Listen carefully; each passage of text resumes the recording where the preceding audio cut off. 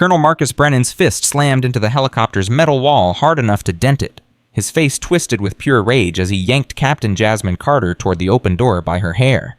"You think you're a hero, huh?" he screamed over the rotor noise veins bulging in his neck. "You're just a dead woman." His hands trembled not from fear but from fury at being exposed by someone he considered beneath him.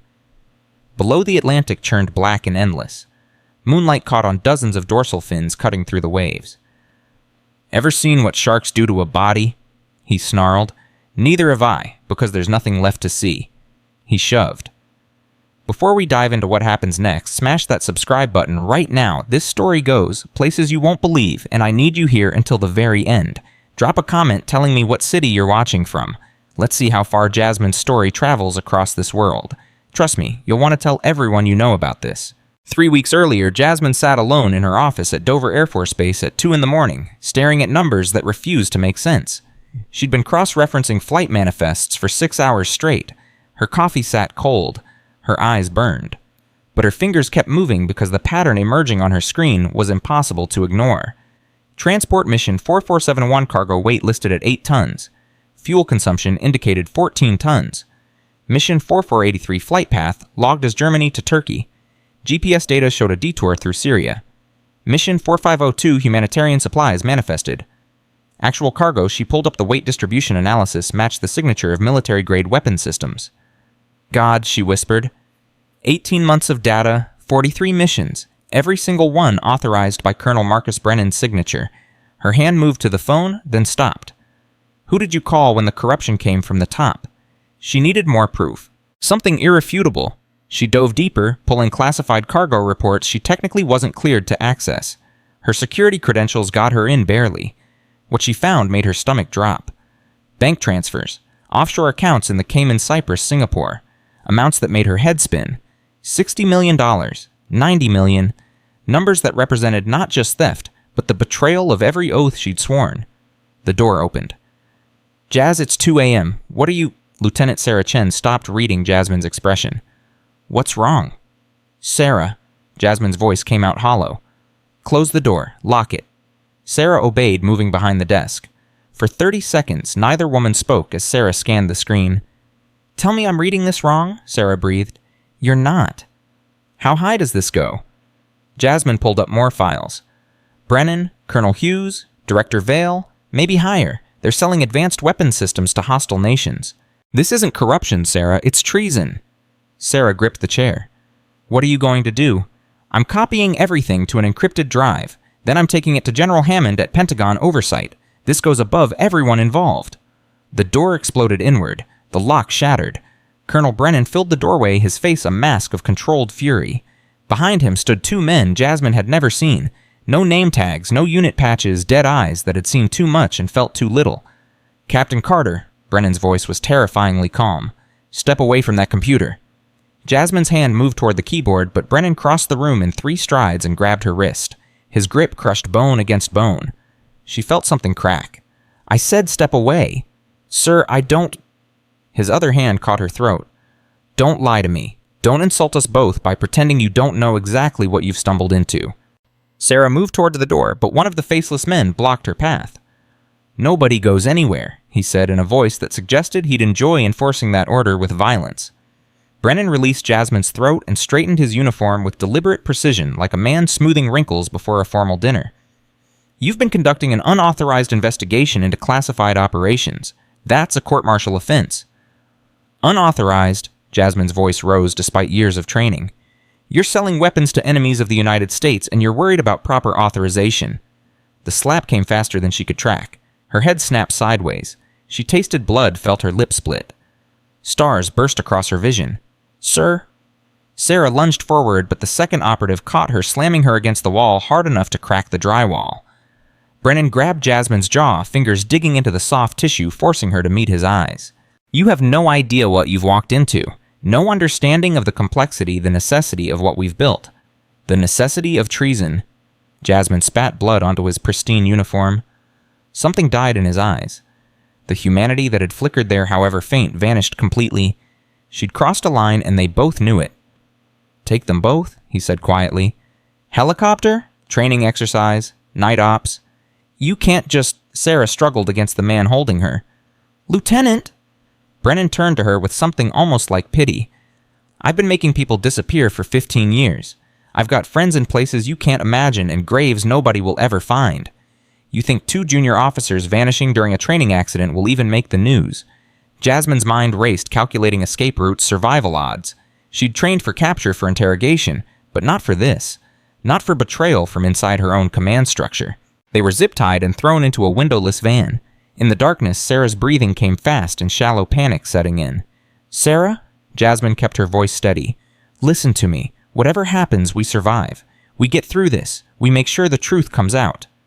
How? Sarah's voice broke. How are we supposed to... I don't know yet, but we will. The van stopped 15 minutes later at a remote corner of the airfield. Through the opening doors, Jasmine saw a Black Hawk helicopter rotors already spinning. No markings, no identification numbers. A ghost bird for ghost operations. They were hauled aboard and cuffed to floor brackets. Brennan climbed in last, settling across from them with the casual comfort of a man who'd done this many times before. The helicopter lifted. The base lights fell away. They headed out over black water. You know what your real mistake was, Captain? Brennan pulled out a tablet. You thought the system worked. You thought honor meant something. You believed the fairy tale they sold you in officer candidate school about integrity and duty. Those things do mean something, he laughed. To who dead idealists? You want to know what integrity gets you in the real world? It gets you thrown out of helicopters while the people with actual power get rich enough to buy countries. Through the open door, Jasmine watched the coastline disappear. Nothing but darkness below now. They were far from any shipping lanes, any hope of rescue. Sarah was crying silently, trying to hide it, shoulders shaking. Here's what's going to happen. Brennan leaned forward. You're both going to have an accident during a training exercise. Equipment failure. Fell through an open door during rough weather. Tragic loss of 2 promising officers. Your families will get flags and medals. Very touching ceremony. Someone will find out, Jasmine said. Someone always finds out.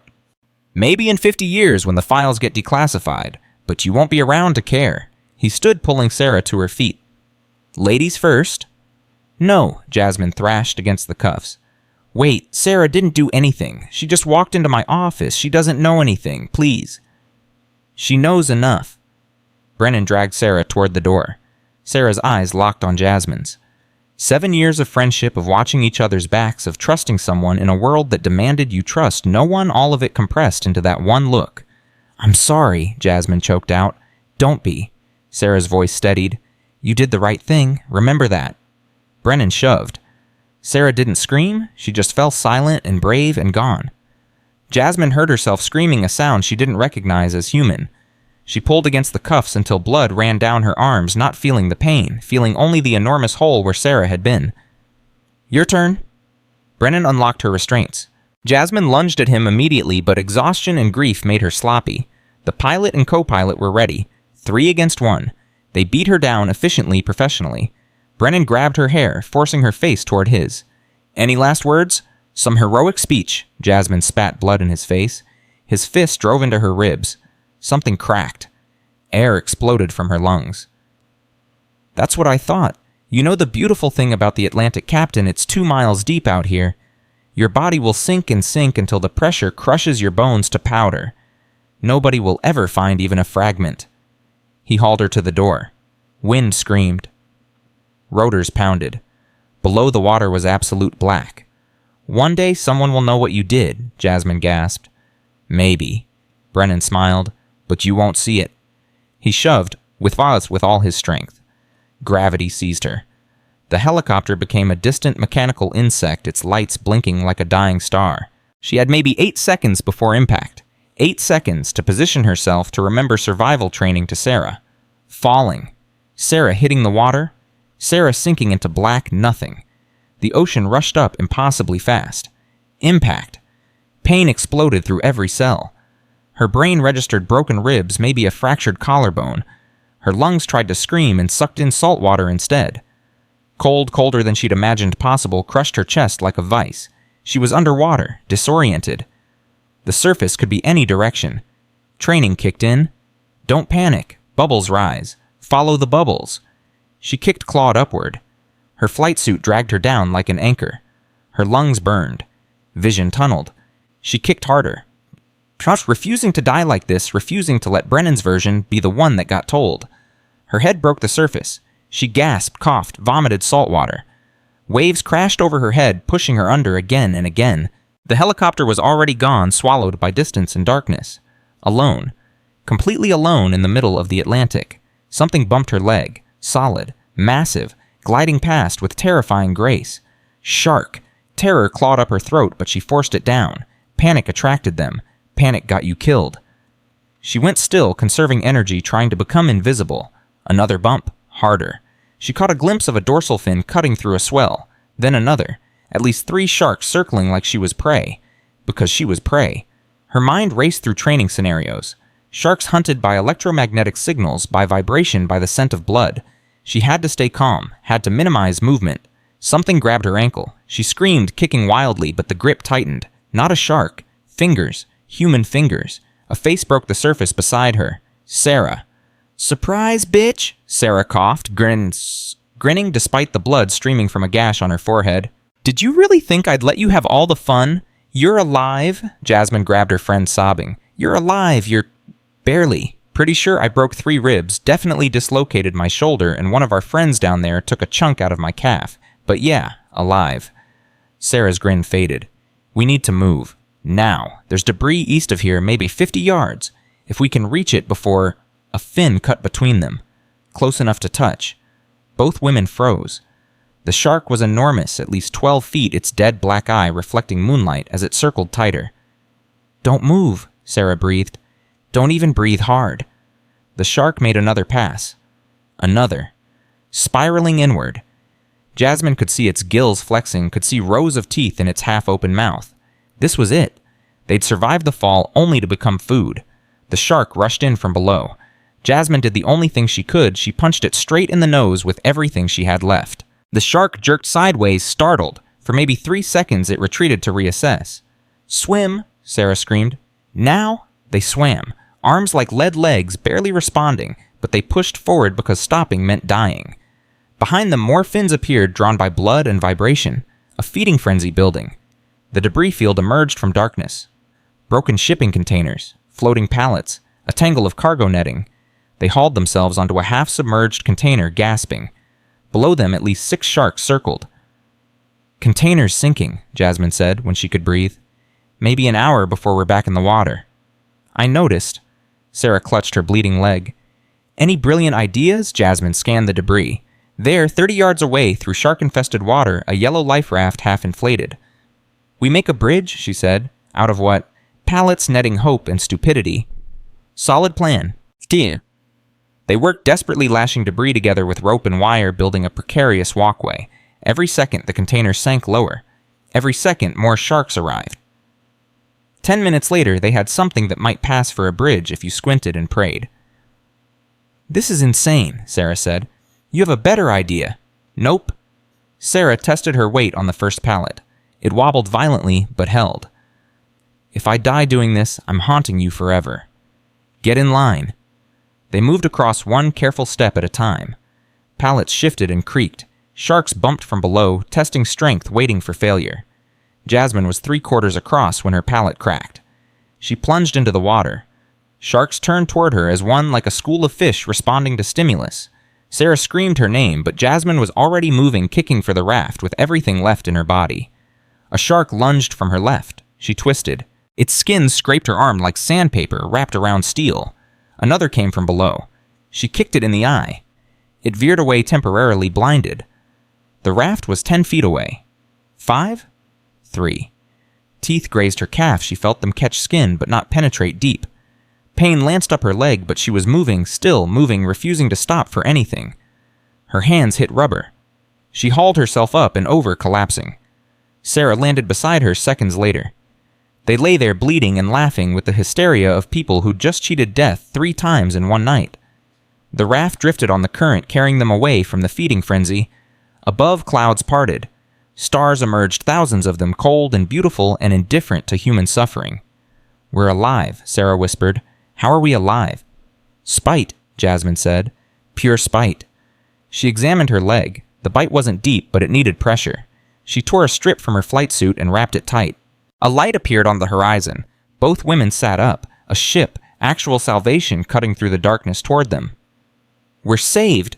Sarah started to laugh. "We're actually—" "Wait." Jasmine studied the silhouette. "That's military. Coast Guard cutter." As it drew closer, details emerged. Official vessel, which should have been good news. Except, Brennan will have reported us as deserters, Jasmine said slowly. Or dead, or worse. If we signal that ship, they'll take us straight back to him. Sarah's face went pale. "But if we don't, we'll die out here. Hypothermia, dehydration. We've got maybe 12 hours in this raft before—" "I know." Jasmine grabbed the emergency flare kit. "When I give the signal, we flip the raft and go under. We surface far enough away that they can't find us." "That's suicide. The water temperature, the sharks—" "It's the only way." Jasmine met her eyes. "Do you trust me?" The searchlight swept toward them. "Always," Sarah said. "Now—" They flipped the raft and dove. The spotlight passed overhead. The ship's engines thundered closer, so close Jasmine could feel the vibration in her bones. They held position underwater until their lungs screamed, until black spots swarmed their vision. When they surfaced, the ship was already moving away. Its crew had seen nothing but an empty raft caught in the current. They were alone again. No raft, no debris, just two women floating in the Atlantic with injuries and exhaustion and enemies everywhere. Sarah started crying. "We can't survive this, Jazz. We just can't." "Yes, we can." Jasmine grabbed her hand. "Because that bastard doesn't get to win. We're going to survive. We're going to expose him. We're going to make sure Sarah Chen didn't die for nothing." "How, Jasmine looked east where dawn would eventually come. "We swim, one stroke at a time. We swim until we find land or until we can't swim anymore. But we don't stop, and we don't let his story be the truth." They swam. The water was cold enough to kill in hours. Their blood left trails for predators. The current pulled them farther from shipping lanes. By every measure, they should have died. But Jasmine had learned something in 10 years of military service sometimes. Survival isn't about logic. It's about pure refusal to quit. They swam through the night. Sarah sang cadence songs to keep rhythm. Jasmine told stories, anything to keep their minds engaged, fighting the hypothermia that wanted to shut down their bodies. When sharks came close, they fought with fists and elbows and screams. And slowly, impossibly, a shape emerged from pre-dawn darkness. Land, or a hallucination, neither was sure anymore. They swam toward it anyway. The sun rose as they dragged themselves onto rocks, collapsing like shipwreck victims from another century. Jasmine's hands were shredded. Sarah's leg was infected, swollen grotesquely. They should have been dead 20 times over. But they weren't. They were alive. And somewhere out there, Colonel Marcus Brennan was about to learn something important. When you throw a woman into shark-infested waters, you better make absolutely certain the sharks finish the job. Because if she survives, she doesn't come back as a whistleblower. She comes back as a weapon. Jasmine pushed herself to sitting, looking at the jungle rising beyond the beach. Civilization was out there somewhere, and so was the truth she'd sworn to expose. "Can you walk?" she asked Sarah. "Can you—" "Not really." "Then we'll crawl." They helped each other stand. Jasmine took one step forward, then another. Behind them, the ocean stretched to infinity, the grave that had refused to keep them. Ahead, smoke rose from somewhere inland. People, possible help, possible danger. Jasmine didn't care which. She was done being a victim. "Let's go," she said, and started walking toward whatever came next, her hands clenched into fists. Her jaw set with determination that felt like steel in her bones. Brennan thought he'd buried a problem. He'd created something much worse. He'd created a survivor with nothing left to lose and everything to prove, and she was coming for him. The jungle pressed in from all sides, thick and hostile and alive with sounds Jasmine couldn't identify. Every step sent pain shooting through her ribs. Beside her, Sarah limped badly, her infected leg leaving a trail of blood on the undergrowth. "How far do you think we've gone?" Sarah's voice came out raspy. "Maybe a mile, maybe less." Jasmine's throat felt like sandpaper. They hadn't had water in over 12 hours. Dehydration was setting in fast. "That smoke we saw from the beach, think it's still ahead." "Has to be. We've been walking toward it for Jasmine stopped abruptly. Voices, male, speaking a language she didn't recognize immediately, then did. Portuguese. They were somewhere off the coast of Africa, maybe Cape Verde or further south. Sarah heard them too. "People, thank God, we can—" Jasmine grabbed her arm. "Wait, listen." The voices grew louder, closer. Through the trees, Jasmine caught glimpses of movement. 4 men, maybe 5. They wore mismatched military gear, surplus uniforms from different countries, no official insignia. Mercenaries or worse. One of them laughed at something, and the sound made Jasmine's skin crawl. These weren't fishermen or locals. These were predators. "Back up," she whispered. "Slowly." They retreated into denser foliage. Sarah's breathing came fast and shallow, panic or infection, Jasmine couldn't tell which. The voices passed within 20 feet of their hiding spot. When the men were gone, Sarah sagged against a tree. "We need help, Jazz. I need antibiotics. My leg is—" "I know." Jasmine examined the wound. The infection had spread red tendrils climbing toward Sarah's knee. Without treatment, sepsis would kill her within days. "We'll find help, just not from armed men in the middle of nowhere." They pushed forward. The smoke grew thicker, and with it came other smells: cooking food, diesel fuel, human waste. A settlement of some kind. The trees opened onto a cleared area. Jasmine's heart sank. It wasn't a village. It was a camp. Military-style tents arranged in precise rows. Guard towers at the perimeter. Armed men patrolling. And in the center, stacked in neat piles covered by tarps, were crates with markings she recognized. U.S. military cargo. "Oh God," Sarah breathed. "This is one of Brennan's operations. This is where they're storing the stolen weapons." Jasmine's mind raced. They'd washed up on an island being used as a smuggling waypoint. The chances of that were astronomical unless he knew, she said slowly. Brennan knew the currents. He knew where we'd wash up if we survived. He's got people here waiting. "Then we need to leave. Now." "Still." But before they could move, a hand clamped over Jasmine's mouth, from behind. An arm wrapped around her throat.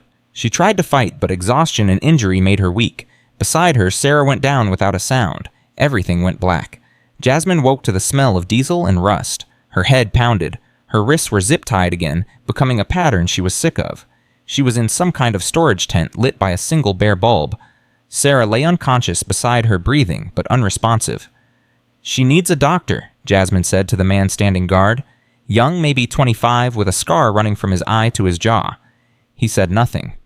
"Please, she's got an infection. Without antibiotics, she'll die." "Not my problem." His English carried a thick accent, South African maybe. The tent flap opened. A woman entered, mid-40s gray, streaking her dark hair, wearing the same mismatched military gear as the others. But she carried herself differently. Authority. "Captain Jasmine Carter," the woman said, studying her with cold calculation. "You're supposed to be dead." "Sorry to disappoint." "I'm not disappointed. I'm impressed." The woman pulled up a crate and sat. "My name is Elena Volkov. I run operations for this facility, and you've created quite a problem for me." "Good." Elena smiled, but it didn't reach her eyes. "Colonel Brennan called me 6 hours ago, said 2 bodies might wash up on our beaches. Said if they did, I was to make sure they never washed off again, permanently. So kill us and collect your paycheck. I'm considering it." Elena lit a cigarette, smoke curling in the dim light. "But I'm also considering something else. You survived a fall from a helicopter, swam through shark-infested waters, made it to shore despite injuries that should have killed you. That takes skill, determination, qualities I value. I'm not interested in job offers from war criminals." "War criminal?" Elena laughed. "Such a quaint term. Quaint? I prefer independent contractor. The work is similar, but the pay is better." She leaned forward. "Here's my offer. You work for me. Use your pilot skills to run transport missions. In exchange, your friend gets medical treatment and you both get to keep breathing. Refuse, and I shoot you both right now and tell Brennan the ocean did my job for me." Jasmine looked at Sarah's pale, sweating face. "You're serious?" "I don't joke about personnel decisions." "And if I agree, what happens when Brennan finds out we're alive?" "That's your problem to manage. Mine is turning a profit." Elena stood. "You've got 30 seconds to decide." Jasmine's mind raced through options. Agree and buy time. Find a way to sabotage the operation from inside. Get Sarah medical treatment. Get access to communications equipment. Get the evidence out. "I'll do it," she said. "But Sarah gets treatment first. Real treatment, not field medicine." Elena studied her for a long moment, then nodded. "Deal. But understand something, Captain. If you betray me, I won't just kill you. I'll make you watch your friend die slowly first." "We cleared what the crystal." Elena called orders in Portuguese. 2 men entered as commented and carried Sarah out. Another cut Jasmine's zip ties. "Follow me," Elena said. "Let me show you what you'll be flying." The camp was larger than Jasmine had realized from her hiding spot. At least 50 people, maybe more. They moved with military precision guard rotations, supply management maintenance schedules. This was a professional operation. Elena led her to a camouflaged hangar at the far end of the compound. Inside sat 2 aircraft. A de Havilland Twin Otter, rugged, reliable, perfect for short field operations. And beside it, something that made Jasmine's breath catch. A MQ-9 Reaper drone. American military hardware. Top-of-the-line surveillance and strike capability. "Where did you get that?" Jasmine asked. "From your Colonel Brennan, actually. Part of last month's shipment. Beautiful machine. I've been waiting for someone with the skills to operate it properly." Elena ran a hand along the drone's wing. "You're going to teach my people how to use it, and you're going to pilot supply runs to our buyers in 3 different countries, starting tomorrow." "Tomorrow I can barely stand." "Then I suggest you rest up quickly." Elena's smile was ice. "Welcome to the team, Captain." They put Jasmine in a tent with actual cots and gave her water, food, antibiotics for her own wounds. She forced herself to eat despite the nausea, forced herself to drink despite the way her stomach cramped. She needed strength, needed to think. A guard stayed posted outside her tent, not taking chances. That night after lights out, the tent flap opened quietly. Jasmine tensed, ready to fight, but it was Sarah, pale and shaking but conscious. "They gave me IV antibiotics," Sarah whispered, collapsing onto the other cot. "Ran a fever of 104 for 3 hours, but it broke. I think I'll live." "How'd you get away from medical?" "Told them I needed to pee. Guard got distracted by something. I took my chance." Sarah's hand found Jasmine's in the darkness. "What's the play here?" "We earn their trust, get access to their communications, find out who else is involved in Brennan's network. Then we burn it all down from the inside." "They'll kill us the second they suspect anything." "Probably." Sarah laughed weakly. "You know what's crazy? 2 days ago, I was worried about my quarterly fitness test. Now I'm planning to infiltrate an international weapons-smuggling ring with a partner who's held together by spite and broken ribs. Welcome to the shit show. Wouldn't miss it." Sarah squeezed her hand. "But Jazz? When this is over, assuming we live, I'm requesting a transfer to the most boring desk job in the entire Air Force. Something involving spreadsheets and coffee that doesn't involve getting thrown out of helicopters." "Deal." Morning came too fast. Elena pulled Jasmine from sleep at 0600 with a cup of bitter coffee and a flight suit. "Your first run is in 2 hours. You'll be taking medical supplies to a buyer in Senegal. Simple milk run. My co-pilot will accompany you to ensure everything goes smoothly." "By co-pilot, you mean guard to shoot me if I try anything." "Exactly." Elena's smile was sharp.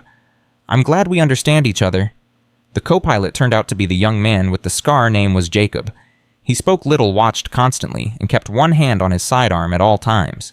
They loaded the Twin Otter with crates marked as humanitarian aid, medical supplies, the manifest said. Jasmine didn't need to open them to know they contained something else entirely. "Pre-flight check," she said, moving around the aircraft with professional efficiency. Oil levels, fuel, control surfaces. Everything she'd done 1,000 times before, but now it felt different. Wrong. She was helping them. Helping the people who'd tried to kill her. No, she was surviving. There was a difference. They took off into morning sun. Jasmine handled the controls with practiced ease, muscle memory taking over. For a moment, just a moment, she could almost pretend this was a normal flight. That she was still Captain Jasmine Carter, decorated pilot, respected officer. Not a woman on the run playing a desperate game with killers. "You're good," Jacob said after 30 minutes, his first word since takeoff. "I've had practice."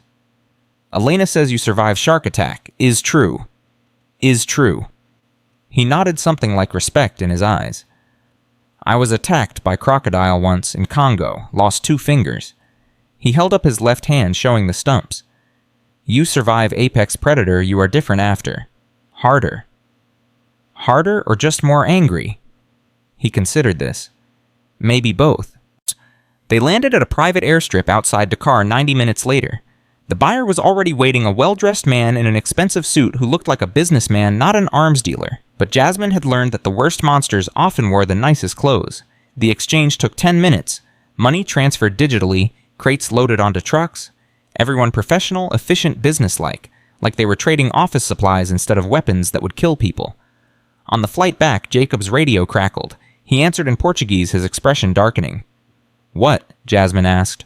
"Problem at camp. Elena wants us back immediately." They landed to chaos, armed men running, shouting.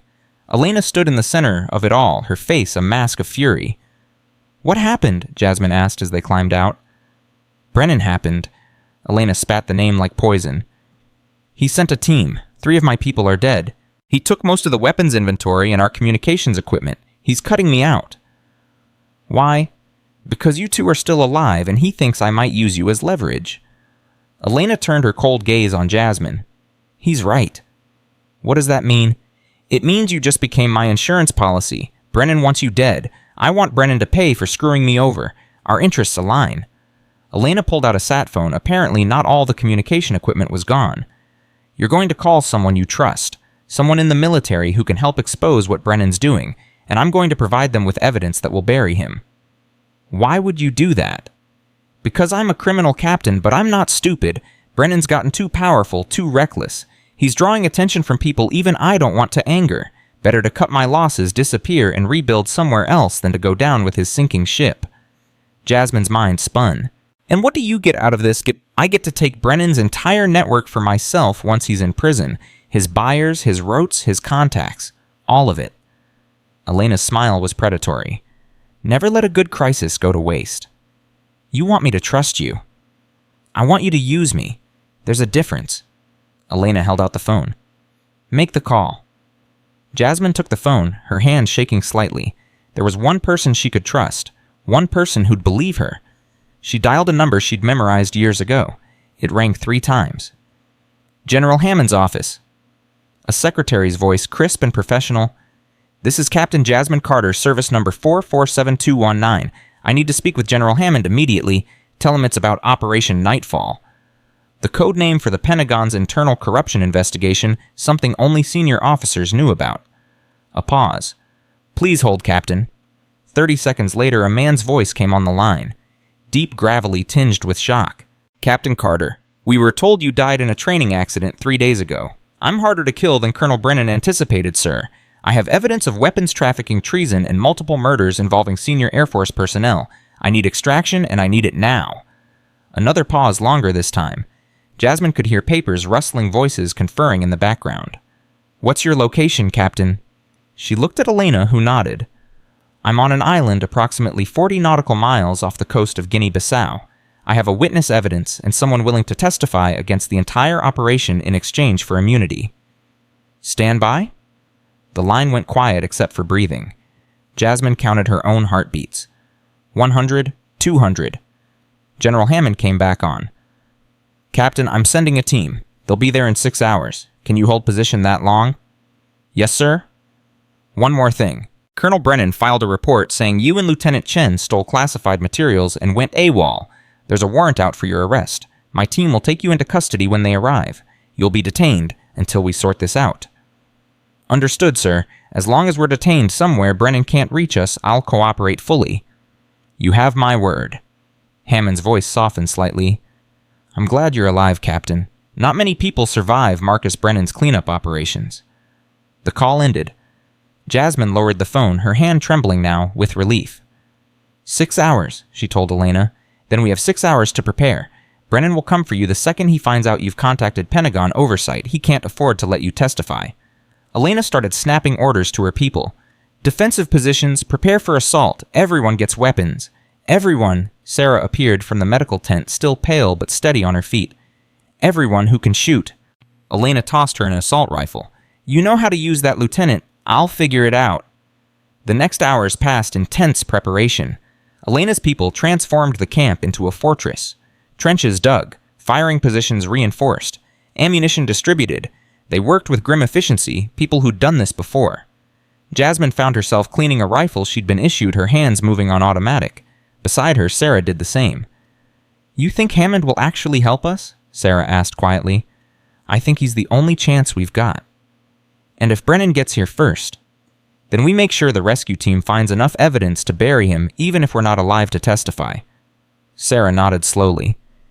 "You know what I keep thinking about my mom? I haven't called her in 3 months, too busy with work, and now there's a chance I'll never... Don't." Jasmine gripped her shoulder. "We're getting out of this, both of us. And when we do, first thing you're doing is calling your mom. First thing." Right after we burned Brennan's entire operation to the ground. Sarah laughed despite herself. Priorities. The sound of helicopter rotors came 2 hours before the rescue team was due. Contact, someone shouted. Multiple aircraft inbound. Everyone scrambled to positions. Jasmine ran to the perimeter raising binoculars. 3 helicopters, Blackhawks, same type they'd been thrown from. Military hardware, no markings. Brennan had found them. How many people do you have who can fight? Jasmine asked Elena. 32, that's 2. Then we're outnumbered and outgunned. But we have defensive positions and motivation. Elena checked her weapon. Everyone who dies here today goes down fighting. The helicopters circled, assessing defenses. Then the first one descended, and armed men fast-roped down into the compound perimeter. The firefight started with a roar that drowned out thought. Jasmine fired her rifle at targets she could barely see through the chaos and smoke. Beside her, Sarah did the same, both of them operating on training and adrenaline. Elena's people fought viciously, defending their territory with the desperation of criminals who knew capture meant life in prison, or worse.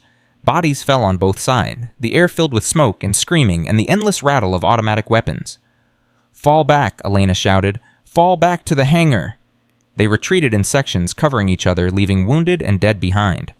Jasmine pulled a bleeding man to cover, not knowing if he was friend or enemy, not caring. Sarah limped beside her, her injured leg barely supporting her weight. They made it to the hangar where the Twin Otter and the drone waited. Elena slammed the door shut and her people barricaded it with everything they could move. "How long until the rescue team?" Elena demanded. Jasmine checked her watch. 90 minutes, maybe less. "We won't last 90 minutes. Elena assessed their situation grimly. 20 people left. Limited ammunition. 1 exit. "They'll just wait us out or burn us out." The sound of an explosion rocked the hangar. The door buckled but held. "They're using breaching charges," Jacob said. "Next one will get through." Jasmine's eyes fell on the drone. An idea formed, crazy, desperate, possibly suicidal. "Can that thing still fly?" she asked. "Should be? Why?" "Because Brennan's commanding this assault from one of those helicopters. If we can take him out, his people might retreat." Elena stared at her. "You want to use a military drone to shoot down a helicopter in the middle of a firefight. You have a better idea." "Actually, no." Elena moved to the drone's control station, powering it up. "I've never launched one of these before, have you?" "I've watched it done. How hard can it be?" Another explosion, the door's hinges screamed. "We've got maybe 2 minutes, Sarah said, taking position by the door with the others ready to hold off the assault. Jasmine slid into the pilot's seat. The controls were different from aircraft she'd flown, but the principles were similar. Throttle, stick, weapon systems. She could figure this out. She had to figure this out. The drone systems came online. She used the hangar's damaged roof as an improvised launch point, sending the unmanned aircraft through a hole torn by earlier explosions. The control screen showed aerial view, 3 helicopters still circling. She needed to identify which one held Brennan. "There," Elena pointed. "That one, see the extra antenna array command and control bird." Jasmine locked targeting. Her finger hovered over the weapons release. "Do it," Elena said. The door exploded inward. Armed men poured through. Gunfire erupted. Jasmine pressed the button. The Hellfire missile streaked from the drone toward its target. 2 seconds of flight time that felt like hours. The helicopter tried to evade too late. The missile struck home. The helicopter erupted in a fireball, spinning out of control, crashing into the jungle in a column of black smoke and debris. For a moment, everything stopped. Both sides froze, staring at the burning wreckage. Then a voice came over someone's radio, one of the attacking forces. Jasmine couldn't hear the words, but she saw the effect. The assault team started withdrawing, running, getting back to their helicopters and evacuating. Without Brennan's command, they had no orders, no leadership. They were mercenaries, not soldiers. They weren't dying for a dead man's money. The remaining helicopters lifted off and disappeared into the distance. Silence fell over the compound except for the crackling of flames and the moans of wounded. Jasmine stood slowly, her legs shaking. "Did we just win?" "You just killed Marcus Brennan," Elena said softly. "So yes, I'd call that winning." Sarah collapsed against the wall, laughing and crying at the same time. "We're alive. We're actually alive." The sound of rotor blades returned 40 minutes later, but these were different. Official. U.S. Marine Corps insignia visible on the approaching aircraft. The rescue team. General Hammond himself emerged from the lead helicopter, taking in the carnage with hard eyes. Behind him came military police medics and a full security detail. "Captain Carter," he said, approaching where Jasmine stood, covered in smoke and blood and exhaustion. "Yes, sir." "You look like hell." "Feel worse, sir." He almost smiled. "I need you to come with me and with me, both of you. There's going to be a lengthy debriefing, an investigation, probably a court-martial for the unauthorized actions you've taken." "Understood, sir." "But off the record," Hammond lowered his voice, "you just exposed the largest corruption scandal in Air Force history. Marcus Brennan was on the phone. Was on the phone with 2 senators and a joint chief when your missile hit his bird. We have recordings. We have evidence. We have everything we need to clean house."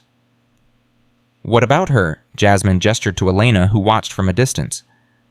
"The civilian contractor who provided material support to your investigation." Hammond's expression was carefully neutral. "I imagine she'll disappear before we finish processing this scene. Shame. Would have liked to question her." Elena caught his meaning. She nodded once to Jasmine, acknowledgement, respect, goodbye, and melted into the chaos of the compound. Medics descended on Jasmine and Sarah, checking vitals, administering IV fluids, preparing them for transport. Jasmine barely felt their hands. She was numb, empty. The adrenaline that had kept her alive for 3 days was finally draining away. Sarah grabbed her hand as they were loaded onto stretchers. "We did it." "Yeah," Jasmine's voice cracked. "We actually did it. What happens now? Now we tell our story. Every detail, every name. We make sure everyone involved pays for what they did." The helicopter lifted off, carrying them away from the island of blood and fire and impossible survival. Below the compound grew smaller. The smoke from Brennan's helicopter still rose like a funeral pyre. Jasmine closed her eyes. For the first time in days, she let herself feel the weight of everything that had happened. The betrayal, the fall, the sharks, Sarah's near death, the killing, all of it. When she opened her eyes again, Sarah was watching her. "You okay?" Sarah asked. "Ask me again in about 6 months." "Fair enough." The helicopter flew on toward safety, toward justice, toward whatever came next. Jasmine didn't know what the future held. Didn't know if they'd be hailed as heroes or court-martialed as criminals who'd taken the law into their own hands. But she knew one thing with absolute certainty. She'd survived. They'd survived. And the truth was finally going to be told. Whatever came next, she was ready. The military hospital at Ramstein Air Base smelled like antiseptic and lies. Jasmine had been in a secure room for 6 days, interviewed 17 times by 7 different investigators, and she still hadn't been allowed outside or given access to a phone that wasn't monitored. Sarah was 2 doors down, recovering from emergency surgery on her leg. They'd allowed one supervised visit, 15 minutes, with armed guards watching just long enough to confirm they were both alive and being kept separated intentionally. "It's protocol, the JAG officer had explained. A woman named Captain Morrison with cold eyes and a voice that suggested she'd already decided Jasmine was guilty of something. "Witnesses in a federal investigation must be isolated to prevent coordination of testimony." "We're not witnesses," Jasmine had said. "We're victims." "That remains to be determined, Captain Carter." Now, Jasmine sat across from Morrison again, the same gray interrogation room, the same recorder running, the same questions asked slightly different ways to catch inconsistencies that didn't exist. "Let's go back to your decision to work with Elena Volkov," Morrison said, consulting her notes. "A known international arms dealer, you agreed to pilot aircraft for her organization." "I agreed to stay alive long enough to get evidence against Brennan." "Did you receive payment for these flights?" "I received medical treatment for my friend who was dying of sepsis." "That's not what I asked." Jasmine leaned forward. "Then ask better questions. Yes, I flew for a criminal. Yes, I helped transport illegal weapons. Yes, I killed Colonel Brennan with a military drone. I did all of it to survive and to expose the largest corruption scandal in Air Force history. If you want to court-martial me for that, go ahead. But everything I did because the system you're representing failed to protect me when I followed proper channels." Morrison's expression didn't change. "Are you claiming Colonel Brennan's corruption justifies your criminal actions?" "I'm claiming that when your commanding officer throws you into the ocean to die, you stop worrying about proper channels."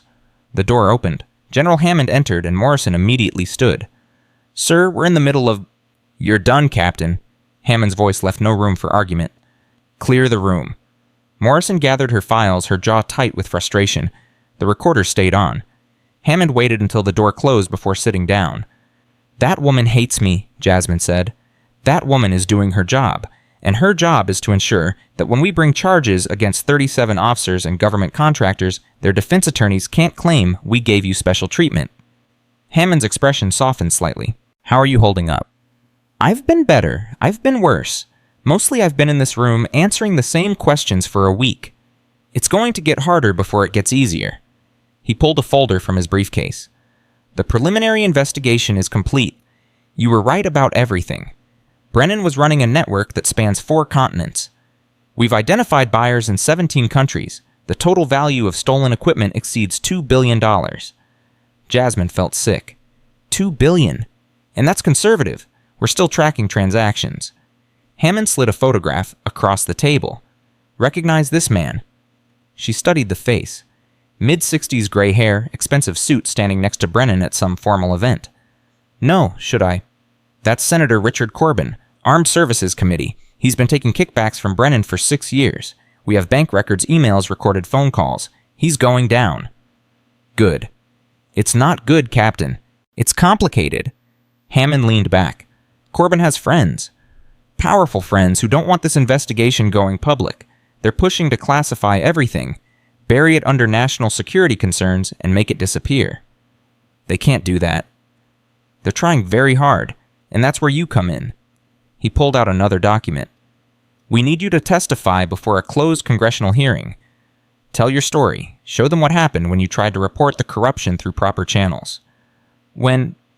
3 days, maybe sooner if they fast-track it. Hammond met her eyes. I won't lie to you. There are people who want to destroy your credibility. They'll dig into every mistake you've ever made, every questionable decision. They'll paint you as a disgruntled officer who went rogue. Can you handle that? Jasmine thought about the helicopter, the fall of the sharks fighting for her life in Elena's compound. I've handled worse. I believe you. He stood. One more thing, Lieutenant Chen wants to see you, against protocol, but I'm granting it. 30 minutes supervised. After that, you both need to prepare for the hearing. They brought Sarah in 20 minutes later. She looked better color back in her face, walking without a limp, but her eyes carried the same exhaustion Jasmine felt. The guard stationed himself by the door far enough to give the illusion of privacy. You look like hell, Sarah said, sitting down. Right back at you. They told me about the hearing. We're testifying together. Yeah. You ready for them to tear us apart on national television? It's a closed hearing, not televised. Sarah's laugh was bitter. Jazz, you really think this stays closed, so that someone's going to leak. Someone always leaks. By this time next week, our faces will be on every news channel in America. She was probably right. Jasmine hadn't thought that far ahead. Hadn't considered what happened after the investigation, after the testimony, after justice was supposedly served. My mom called, Sarah said quietly. They finally let me talk to her. She's flying in from Ohio, wants to be here for the hearing. That's good? She asked me if I was a hero or a criminal. I didn't know what to tell her. Jasmine reached across the table, taking her friend's hand. Tell her you're both. Tell her you did what you had to do. Tell her you're alive and that's what matters. Is being alive enough when we had to become everything we swore to fight against? We didn't become that. We survived it. There's a difference. Is there? Sarah's voice cracked. I killed people, Jazz. On that island. I shot men I'd never met because Elena told us to. How is that different from what Brennan did, Vumble? Brennan killed for profit. You killed to stay alive long enough to stop him. Pretty words. Doesn't change the bodies. The guard cleared his throat. 5 minutes, ladies. Sarah pulled her hand back. They're putting me through psych evaluation. Standard procedure after trauma, they said. But I think they're really trying to determine if I'm stable enough to testify or if I'm a liability they need to silence. They can't silence you. Can't they? We're convenient, Jazz. We're the perfect story for Pentagon reform. But we're also loose ends. We know too much. We've seen too much. And if powerful people decide we're more dangerous than useful... She trailed off, but the implication hung heavy. Hammond won't let that happen. Hammond is one general. You think he's more powerful than senators with billions in defense contracts at stake. Jasmine wanted to argue, but doubt crept in. Sarah was right. They'd exposed massive corruption, but that didn't mean they were safe. Powerful people had ways of making problems disappear. Time's up, the guard said. Sarah stood slowly. Whatever happens at that hearing, we tell the truth. All of it. We don't protect anyone. Agreed. Agreed. They were separated again. Jasmine returned to her room, her mind churning. She tried to sleep, but nightmares came instead, falling. Drowning sharks circling Brennan's face as his helicopter exploded. She woke, gasping, drenched in sweat. A knock at the door. A young airman entered carrying a tablet. "Captain Carter, General Hammond asked me to show you something." She took the tablet. It showed a news website. The headline made her stomach drop. "AIR Force corruption scandal, 2 female officers accused of murder and treason." Below it, her service photo, Sarah's photo, and a statement from an unnamed Pentagon source claiming they'd gone rogue, stolen classified materials and killed Colonel Brennan to cover their crimes. That's not... Jasmine couldn't finish. Her hands shook. When did this go live? 20 minutes ago. It's already viral. 3 million views and climbing. Someone had leaked. Not the truth. A carefully crafted lie designed to destroy their credibility before they could testify. "General Hammond is on his way," the airman said. "He said to tell you not to panic." But it was too late for that. Jasmine read the article, her heart sinking with each paragraph. Anonymous sources claiming she'd been under investigation for months, suggestions of mental instability, allegations of a romantic relationship with Lieutenant Chen that had turned toxic and violent. They were being framed. Again. Hammond arrived 30 minutes later, his expression grim. "I know, we're working on a counterstatement, but the damage is done. Half of Congress saw that article before breakfast." "Who leaked it?" "We don't know, but I have suspicions." He pulled up a chair. "This changes things. The hearing is being moved up to tomorrow morning. They want to question you while the public narrative is still forming." "That's insane. We need time to prepare, to... We're out of time, Captain. This is it. Tomorrow, you and Lieutenant Chen sit before the Armed Services Committee and you tell them everything. And you better be damn convincing, because right now the entire country thinks you're traitors." That night, Jasmine didn't sleep at all. She went over her testimony again and again, memorizing dates, facts, evidence. She couldn't afford mistakes. One inconsistency and they'd destroy her. Sarah was brought to her room at 0400. They had 3 hours before the hearing. "Did you see the news?" Sarah asked. "All of it. They're calling us everything short of terrorists." "My mom called crying. She saw the headlines. Someone posted our home address online. People are threatening to burn down her house." "God, Sarah, I'm so sorry. It's not your fault." But Sarah's eyes said different. Said if they'd just stayed quiet, if they'd just died like Brennan wanted, none of this would be happening. A military lawyer arrived at 0500. His name was Major Chen. No relation to Sarah, and he spoke quickly, efficiently, outlining what they could and couldn't say. "Don't volunteer information. Answer only what's asked. Don't speculate. Don't show emotion. The committee will try to provoke you. Stay calm." "They're going to call us murderers," Jasmine said. "Let them. Emotion is ammunition. Don't give it to them." At 0700, they were transported to the Pentagon in an unmarked vehicle with armed escort. Protesters lined the route, some supporting them, most calling for their execution. Signs read, "Traitors," and "Justice for Brennan," and "Lock them up." "Jesus," Sarah whispered.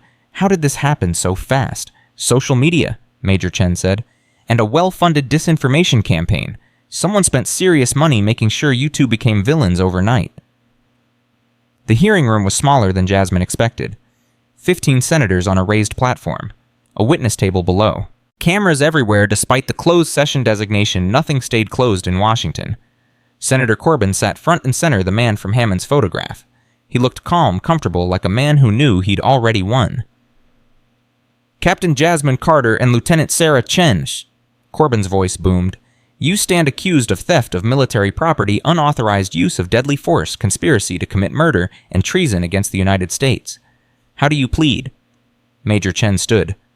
"My clients are not on trial, Senator. This is an investigative hearing, not a court-martial." "Answer the question, Captain." Jasmine stood slowly. "Not guilty, to all charges, and I'm ready to explain why." What followed was 4 hours of brutal interrogation. They attacked her service record, her decisions, her relationship with Sarah. They questioned her mental state, suggested she'd fabricated evidence, implied she'd worked with Elena Volkov willingly for profit. Corbin was the worst? He held up documents, falsified ones Jasmine was certain showing bank transfers to offshore accounts in her name. "Explain this, Captain. $40,000 deposited the same week you allegedly discovered Colonel Brennan's corruption. Convenient timing." "Those are fake. I never received any money." "So you're saying these official banking records are fraudulent?"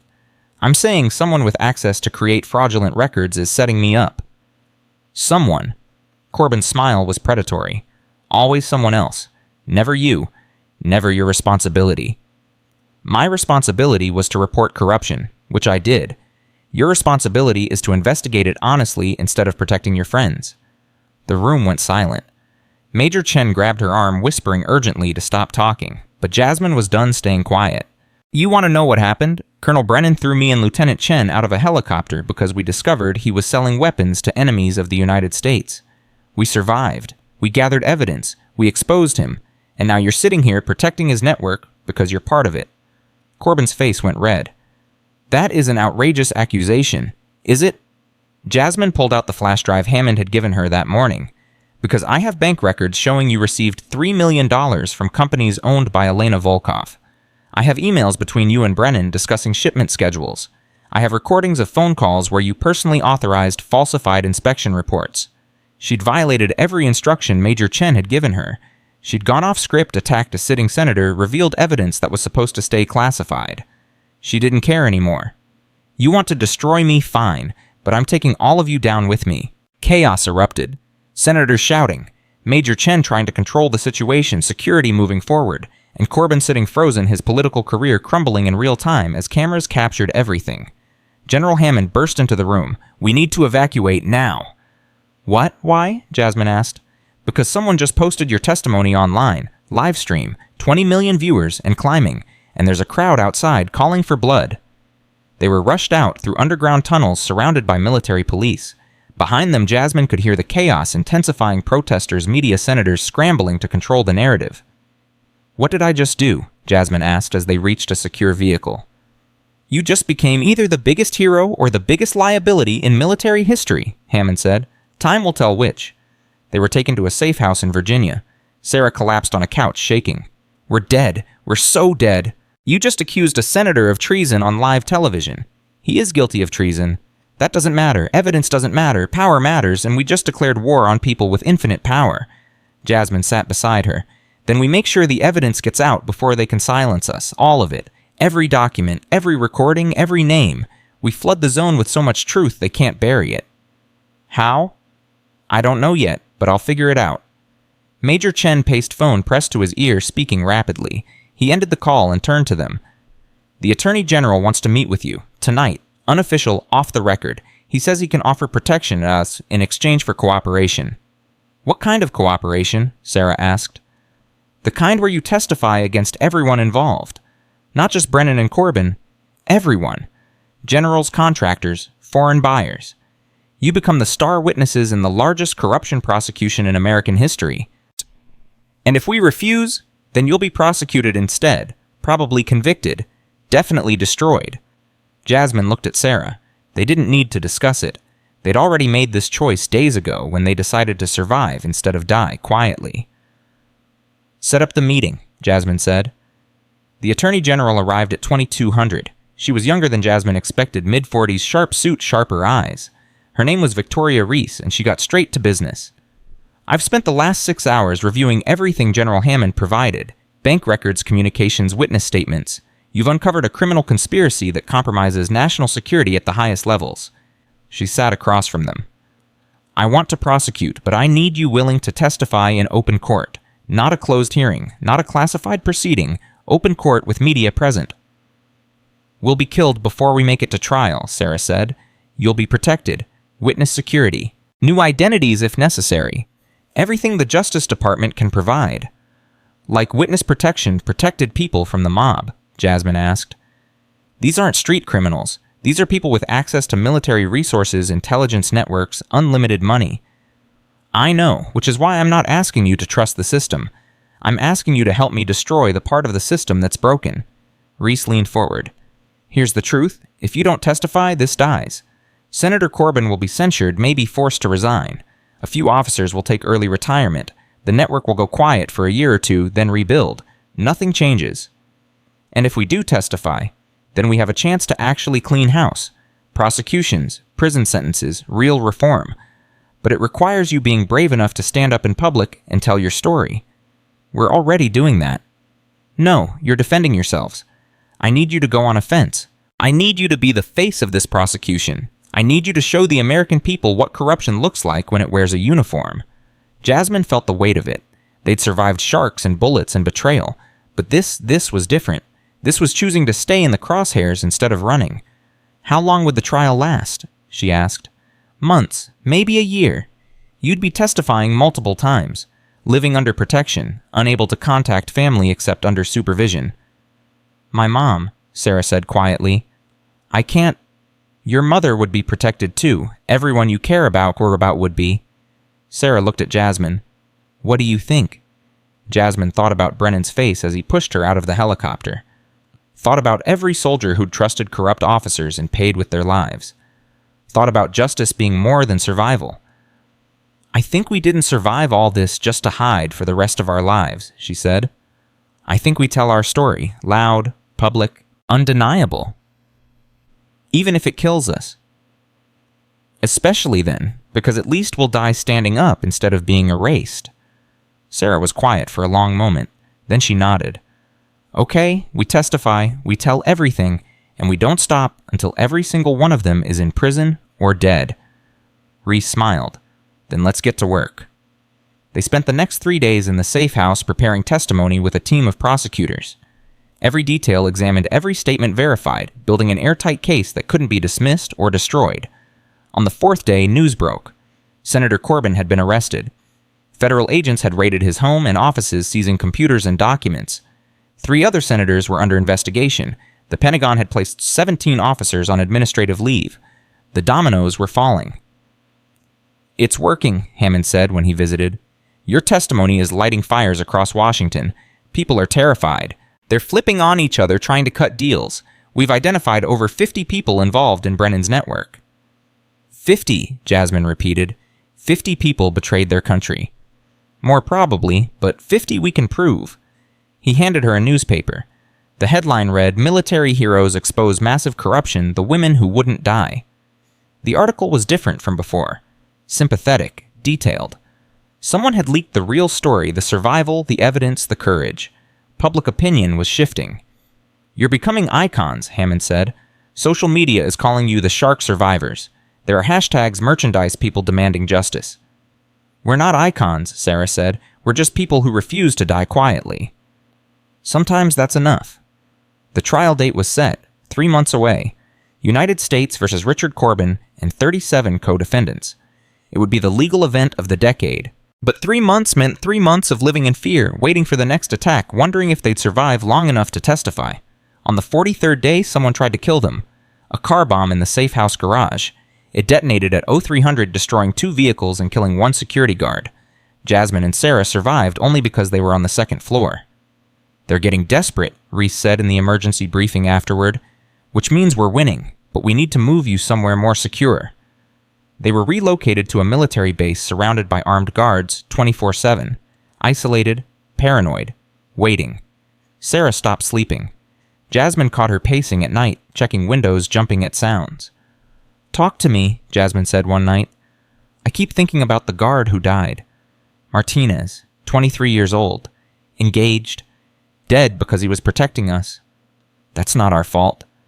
Isn't it everyone around us gets hurt? Your career is destroyed. My mom can't leave her house without death threats. People are dying. Maybe Brennan was right. Maybe we should have stayed quiet. You don't believe that. Don't I? Sarah's voice broke. What if we're wrong, Jazz? What if exposing all this just makes things worse? What if the system is so corrupt that fighting it only creates more chaos? Then we create chaos. Jasmine stood, grabbing Sarah's shoulders. Because chaos is better than letting them win. Martinez died protecting something that matters. Don't let his death be meaningless by giving up now. Sarah nodded slowly, tears streaming down her face. Okay, we finish this. We finish this. 2 weeks before the trial, the final piece fell into place. Elena Volkov surfaced. She walked into the U.S. Embassy in Berlin and surrendered, offering to testify against everyone in Brennan's network in exchange for immunity. She's the key, Reese explained. She's the one who knows all the buyers, all the routes, all the money trails. With her testimony plus yours, we can dismantle the entire operation. You trust her? Jasmine asked. No, but I can use her. Elena was brought to the same military base. They were kept separated, but Jasmine saw her once in a corridor. Elena looked smaller than she remembered. Tired. Almost human. Captain Carter, Elena said as they passed. You survived after all. So did you. Survival is what we do best. She smiled sadly. I hope it was worth it. All this justice you're seeking. Ask me after the trial. I will, if we live that long. The trial began on a cold morning in October.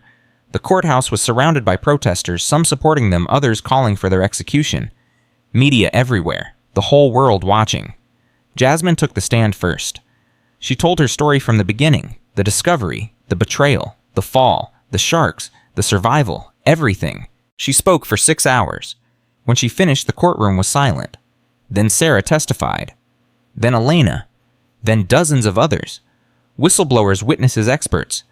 The evidence piled up irrefutable and damning. The defense tried everything. Character assassination, procedural challenges, claims of fabricated evidence. Nothing worked. The truth was too strong, too documented, too public to bury. On the 93rd day of trial, the jury returned. Guilty. On all counts. For all defendants. Senator Corbin got 40 years. 17 officers received prison sentences ranging from 10 to 30 years. Defense contractors lost billions in canceled contracts and criminal fines. Jasmine and Sarah sat in the gallery holding hands, watching justice happen. We did it, Sarah whispered. Yeah, we actually did it. Outside, crowds cheered. Inside, Jasmine felt nothing. Not triumph, not relief, just exhaustion. They'd won. They'd survived. They'd exposed the corruption and sent criminals to prison, but the cost had been everything. Their careers, their peace, their innocence. Was it worth it? She didn't know yet. Maybe she never would. The guilty verdict should have felt like victory, but Jasmine woke up the next morning in her assigned quarters at Fort Meade feeling nothing but hollow. Sarah was already awake, sitting by the window, staring at nothing. You sleep at all? Jasmine asked. Maybe an hour. You up? Same. They'd been told they could leave protective custody now. The trial was over, the conviction secured, witness protection would be offered but not required. They could go home wherever home was anymore. My mom wants me to come to Ohio, Sarah said quietly. Says she'll make up the guest room, that I can stay as long as I need. Maybe get a job at the community college teaching something normal. That sounds nice? It sounds like giving up. Sarah finally looked at her. What are you going to do? Jasmine hadn't let herself think about it during the trial. Survival mode had become her default setting focus on the next testimony, the next threat, the next day. She hadn't planned for after. General Hammond offered me a position, training command, teaching new pilots. Says the Air Force wants to show they value whistleblowers. Do they? No. They want to control the narrative, make me a poster child for reform that won't actually happen. So you're saying no? I don't know what I'm saying. A knock at the door interrupted them. Major Chen entered carrying a stack of folders. Ladies, we have a problem. Of course we do, Sarah muttered. 3 of the convicted officers have filed appeals claiming prosecutorial misconduct. They're arguing that Elena Volkov's testimony was coerced and that you two were given preferential treatment in exchange for false statements. Jasmine stood slowly. That's insane. Everything we said was documented, verified. I know, but their lawyers are good. They're claiming the entire trial was a political witch hunt, and they've got media support. Fox News ran a segment last night questioning whether you were really heroes or just disgruntled officers with an agenda. Jesus Christ, Sarah said. When does this end? It doesn't. Major Chen set the folders on the table. Welcome to being a public figure. Everything you do from now on will be scrutinized. Every statement questioned. Every decision analyzed. You wanted the truth to be public congratulations. Now everyone gets an opinion about it. He left them with the folders. Appeals briefs, media analyses, public opinion polls. It was overwhelming. I can't do this, Sarah said, her voice cracking. I can't spend the rest of my life defending what we did. I just want to move on. Then move on. Go to Ohio, teach, live your life. What about you? I'll figure something out. Pfft. But she had no idea what. That afternoon, Attorney General Reese requested a meeting. She arrived with Hammond and a woman Jasmine didn't recognize, mid-30s, intense eyes, dressed in business casual. Captain Carter, Lieutenant Chen, this is Director Martinez from the FBI's Public Corruption Unit, Reese said. She has a proposition for you. Martinez sat forward. The trial exposed one network, but Brennan's operation was part of something larger. We've identified at least 6 similar corruption rings operating across different branches of the military and civilian contractors. We need people who understand how these networks function from the inside. You want us to be investigators? Jasmine said. I want you to be consultants. Help us identify patterns, teach our agents what to look for, testify when we bring cases. You'd be working with the FBI, but you'd have autonomy. Set your own schedules. Choose which cases to take. We're not trained investigators. No? You're better. You're survivors who know how corrupt systems protect themselves. That's worth more than any degree. Sarah shook her head. I appreciate the offer, but I'm done. I've given enough. I understand. The offer stands if you change your mind. Martinez turned to Jasmine. What about you, Captain? Jasmine thought about teaching at some safe, boring training command. Thought about pretending the last 6 months hadn't fundamentally changed who she was. Thought about letting other people fight the battles she'd barely survived.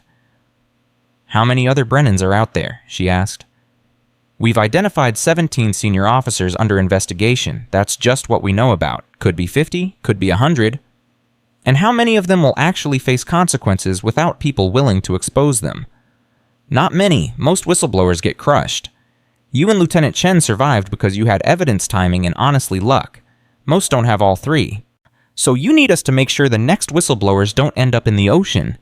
That's one way to put it. Jasmine looked at Sarah, who was staring at her hands. They'd been through hell together, but Sarah deserved peace. Deserved to rebuild her life without more violence and testimony and danger. I'll do it, Jasmine said, but on one condition, you protect Sarah. Full witness protection if she wants it. New identity, new location, clean slate. She gets to disappear and actually be safe. Done, Martinez said immediately. Jazz, you don't have to, Sarah started. Yes, I do. You came back for me in the water.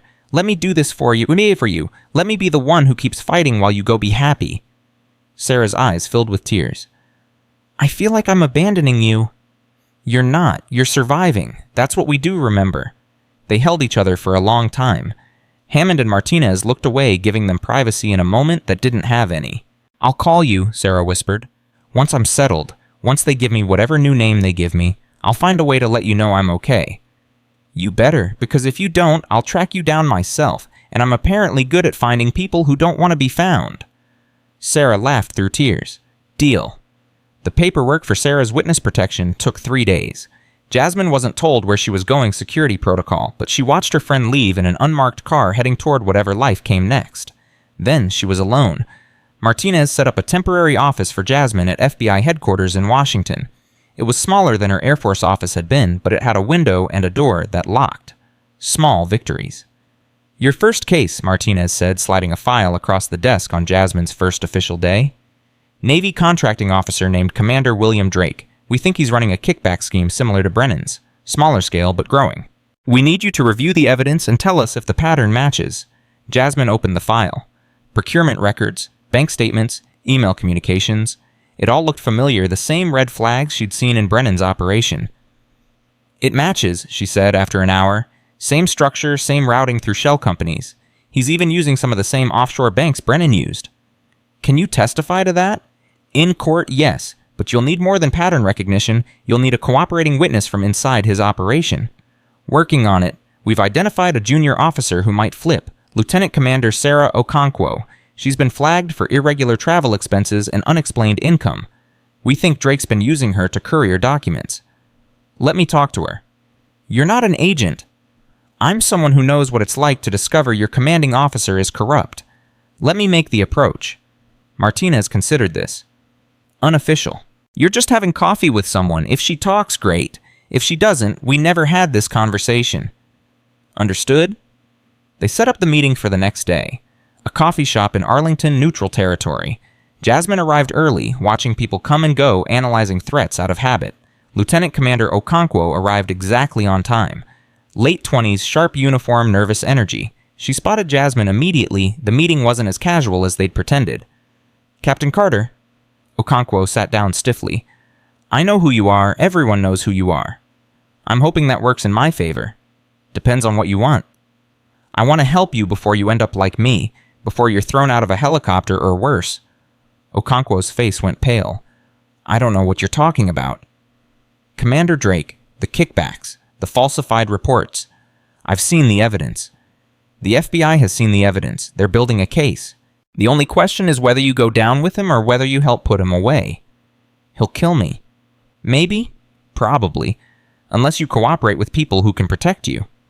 Like they protected you. Okonkwo's laugh was bitter.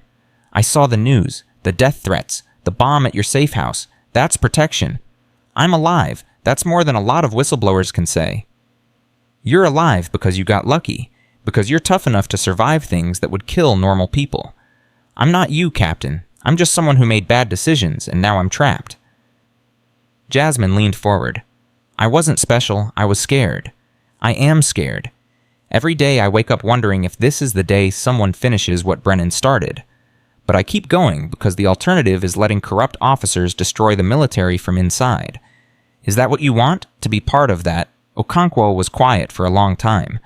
What would I have to do? Wear a wire. Record Drake. Get him on tape admitting to the fraud. Then testify. And then, what witness protection? A new name, spend the rest of my life looking over my shoulder. Maybe. Or maybe you help clean up the corruption enough that eventually you can live without fear. I don't have all the answers, but I know doing nothing will eat you alive. I need to think about it. You've got 48 hours. After that, the FBI moves forward with or without you, and if they move without you, you become a target of the investigation instead of a witness. Okonkwo stood abruptly. You should have died in that ocean. It would have been easier for everyone. Probably, but I didn't, and now I'm here offering you a choice I didn't get. Take it or don't, but don't pretend you didn't know. She left without another word. Jasmine sat alone, wondering if she'd just pushed too hard or not hard enough. Recruitment was harder than survival. At least with survival, you only had to save yourself. Martinez called that evening. Okonkwo reached out. She wants protection before she talks. Can you vouch for her? I can vouch that she's scared and smart enough to know she's in danger. Whether she'll actually follow through, no idea. That's honest, at least. We're setting up a safe house. If she cooperates, this could break Drake's entire network open. And if she doesn't, then we build the case the hard way. Might take years instead of months. Years. Jasmine thought about spending years doing this, meeting terrified officers, convincing them to risk everything, watching some survive and others fall apart. It was exhausting just considering it. But what else was she going to do? Go back to flying cargo planes and pretending she didn't know how broken the system was. 3 days later, Okonkwo agreed to cooperate. She wore a wire for 2 weeks recording conversations with Drake and other conspirators. The evidence was damning, not just fraud, but direct threats against whistleblowers and plans to eliminate anyone who talked. We move on this tomorrow, Sal, Martinez said at the briefing. FBI will arrest Drake and 6 others simultaneously. We need you there when we question Drake. Your presence might shake him. You want me to interrogate him? I want you to sit there and remind him what happens to officers who betray their oaths. You're a living consequence. The arrests went smoothly. Too smoothly. Drake was at his desk when agents arrived, almost like he'd been expecting them. He came without resistance, smiling calmly like a man who knew something they didn't. In the interrogation room, he sat across from Jasmine, still smiling. Captain Carter, the famous whistleblower, how does it feel to be the FBI's performing SEAL? How does it feel to be facing 20 years in federal prison? Is that what you think is happening? Drake laughed. You poor naive woman. You really think this ends with me in prison? I think it ends with you in a cell where you can't hurt anyone else. It ends with you dead. His smile widened. Did you really think if Brennan was the top that taking him down would fix everything? He was middle management, a useful idiot who got too greedy and too sloppy. The real network is so much bigger than you can imagine. Jasmine's blood went cold. You're lying. Am I? Then explain this. He pulled a phone from his pocket. Guards had somehow missed it and played a video. It showed Okonkwo tied to a chair, beaten badly, crying. Your witness. We grabbed her 2 hours ago. She's alive for now. But if you don't drop this case, if you don't convince the FBI to let me walk out of here, she dies. Slowly. Martinez burst into the room. How did he get a phone? Doesn't matter. Jasmine's mind raced. Where is she? Somewhere you'll never find in time. You've got 1 hour to make a choice, Captain. My freedom for her life. Clock's ticking. They evacuated Drake from the room. Martinez immediately mobilized a tactical team pulling traffic cameras, cell tower data, anything to locate Okonkwo. This is my fault, Jasmine said, pacing. I pushed her to cooperate. I told her she'd be safe. You couldn't have known. I should have known Brennan tried to kill me and everyone I worked with. Why would Drake be different? Why would any of them be different? Because we're supposed to have better security. Because we're supposed to protect witnesses. Martinez's voice was tight with fury. I gave my word she'd be safe. Your word doesn't mean anything if she's dead. 45 minutes of desperate searching produced a location in an abandoned warehouse in Baltimore registered to a shell company linked to Drake's network. The tactical team mobilized, but traffic meant they were still 20 minutes out. I'm going, Jasmine said. Absolutely not. You're not trained for tactical shit.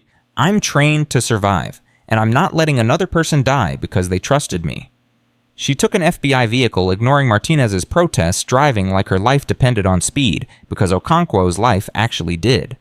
She made Baltimore in 18 minutes, pulled up to the warehouse with no tactical backup, no plan, just determination and rage.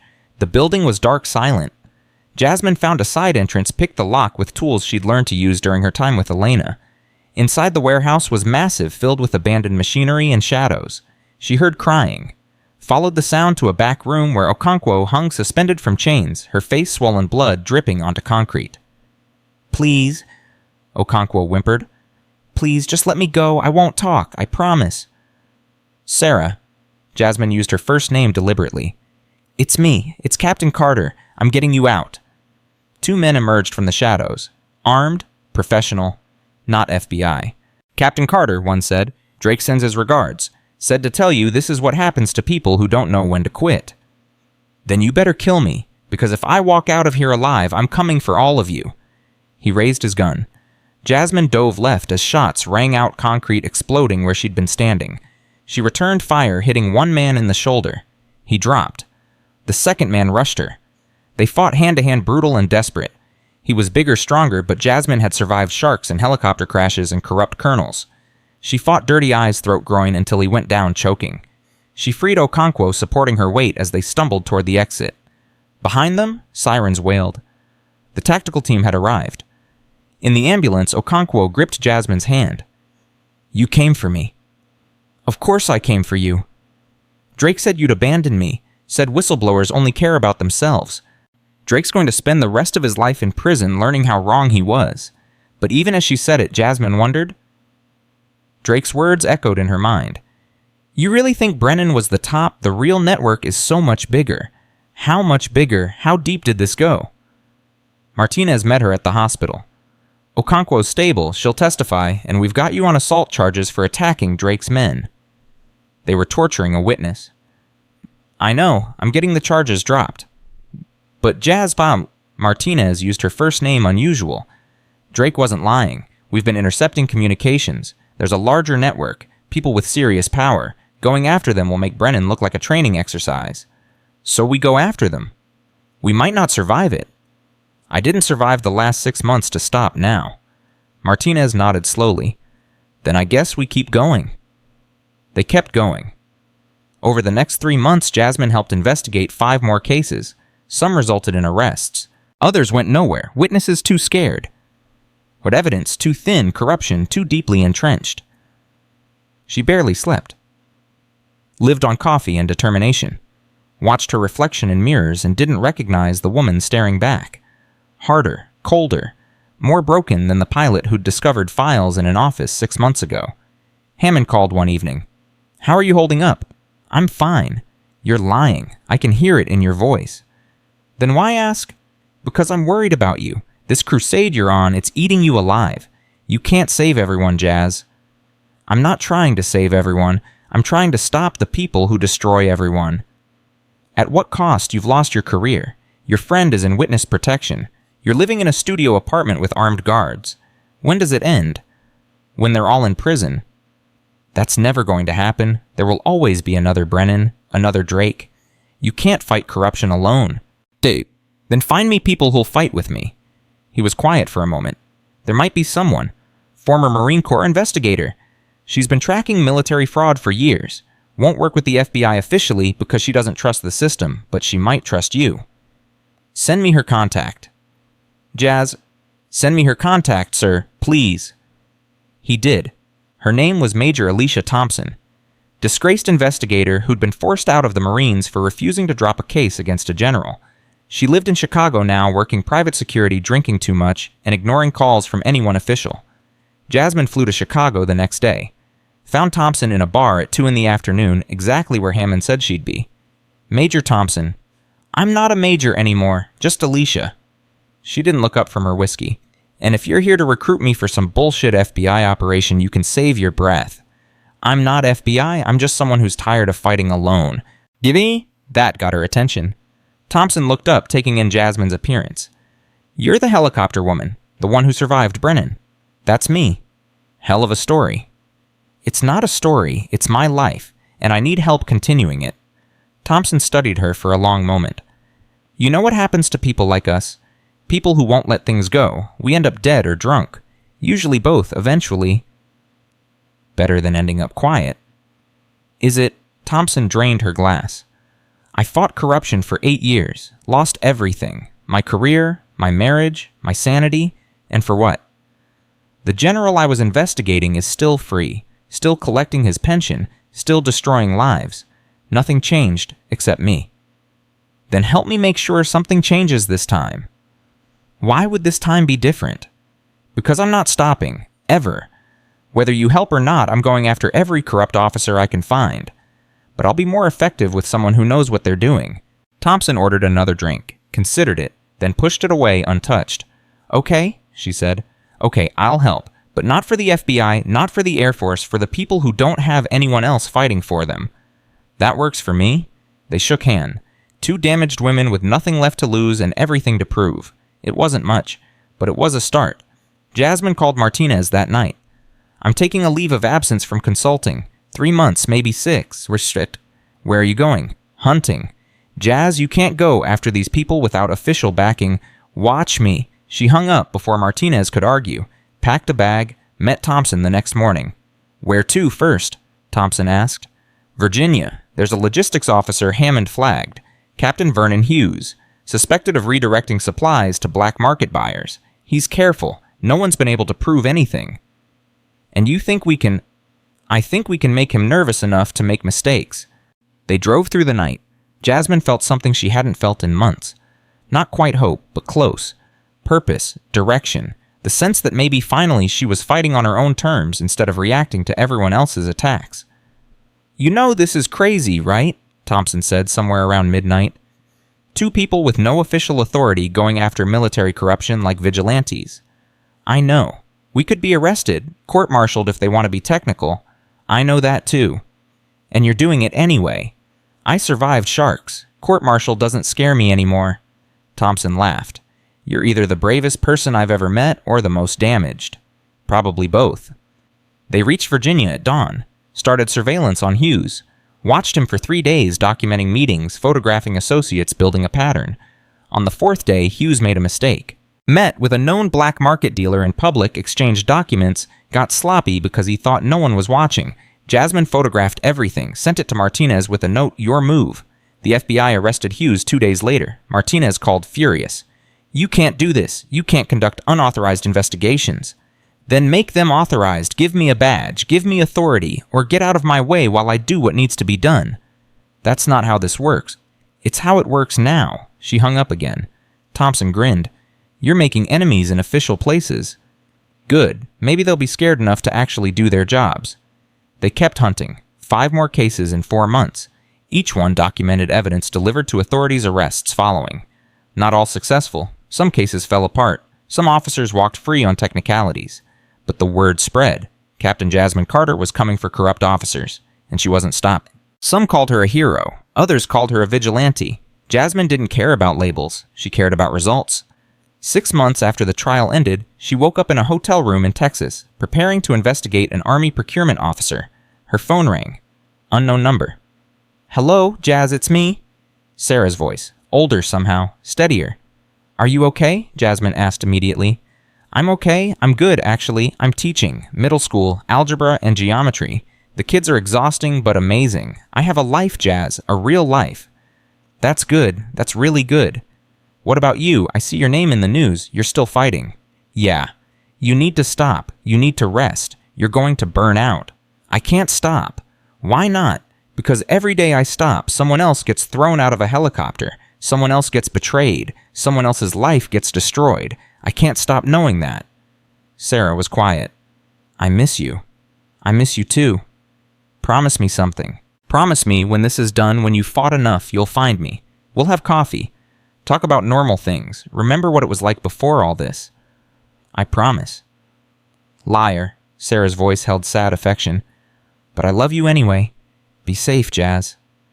You too. The call ended. Jasmine sat in silence, feeling the weight of everything she'd lost and everything she was still fighting for. Thompson knocked on the door. You ready? Target's moving? Yeah? Jasmine stood, checked her camera equipment, her recording devices. Let's go make someone's day worse. They walked out into Texas heat hunting, corruption, fighting battles that never ended. And somewhere in all of it, Jasmine realized something. She wasn't the woman who'd fallen from that helicopter. She was whoever came after. Harder, colder, unbreakable. The ocean hadn't killed her. The sharks hadn't killed her. And corruption sure as hell wasn't going to kill her either. She was surviving. And making sure others could too. That was enough. It had to be.